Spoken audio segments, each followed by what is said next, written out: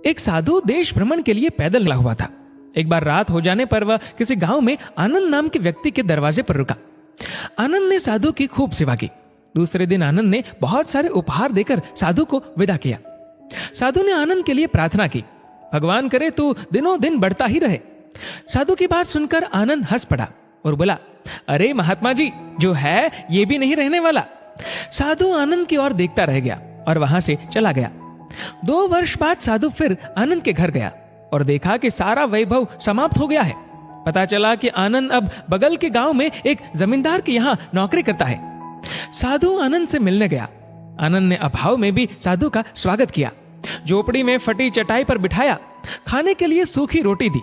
दूसरे दिन जाते समय साधु की आंखों में आंसू थे।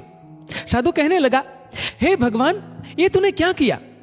आनंद पुनः हंस पड़ा और बोला, महाराज, आप क्यों दुखी हो रहे हैं? महापुरुषों ने कहा है कि भगवान इंसान को जिस हाल में रखे, इंसान को उसका धन्यवाद करके खुश रहना चाहिए। समय सदा बदलता रहता है और सुनो, ये भी नहीं रहने वाला।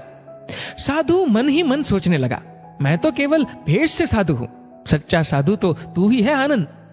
कुछ वर्ष बाद साधु फिर यात्रा पर निकला और आनंद से मिला तो देखकर हैरान रह गया कि आनंद तो अब जमींदारों का जमींदार बन गया है।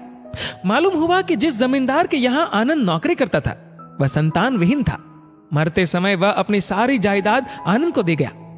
साधु ने आनंद से कहा, अच्छा हुआ वो जमाना गुजर गया, भगवान करे अब तू ऐसा ही बना रहे। ये सुनकर आनंद फिर हंस पड़ा और कहने लगा, महाराज, अभी भी आपकी नादानी बनी हुई है। साधु ने पूछा, क्या ये भी नहीं रहने वाला? आनंद ने उत्तर दिया, हाँ, या तो ये चला जाएगा या फिर इसको अपना मानने वाला ही चला जाएगा। कुछ भी रहने वाला नहीं है, और अगर शाश्वत कुछ है तो वह है परमात्मा, और उस परमात्मा की अंश आत्मा। आनंद की बात को साधु ने गौर से सुना और चला गया। साधु कई साल बाद फिर लौटता है तो देखता है कि आनंद का महल तो है, किंतु कबूतर उसमें गुटरगु कर रहे हैं और आनंद का देहांत हो गया है। बेटियां अपने अपने घर चली गई, बूढ़ी पत्नी कोने में पड़ी है। साधु कहता है, अरे इंसान, तू किस बात का अभिमान करता है? क्यों इतराता है? यहाँ कुछ भी टिकने वाला नहीं है। दुख या सुख कुछ भी सदा नहीं रहता। तू सोचता है पड़ोसी मुसीबत में है और मैं मौज में हूं, लेकिन सुन, न मौज रहेगी और न ही मुसीबत। सच्चे इंसान वे हैं जो हर हाल में खुश रहते हैं। मिल गया माल तो उस माल में खुश रहते हैं, और हो गए बेहाल तो उस हाल में खुश रहते हैं। साधु कहने लगा, धन्य है आनंद तेरा सत्संग, और धन्य है तुम्हारे सतगुरु।